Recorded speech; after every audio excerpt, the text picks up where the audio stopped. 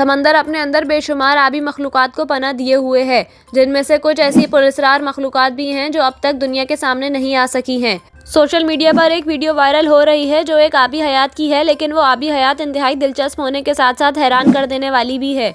Video में नजर आने वाली समंदरी मखलूक का जिस्म इस कदर शफाफ है कि इसके जिस्म से आर पार देखा जा सकता है और ये जानवर देखने में झींगे जैसा है। ट्विटर सारिफ रेनमेकर की जानिब से ये वीडियो शेयर की गई है, जिसमें उन्होंने लिखा है कि ये कीड़े नुमा आबी मखलूक सिस्टीसोमा है जो समंदर में 600 से 1000 मीटर की गहराई में पाया जाता है।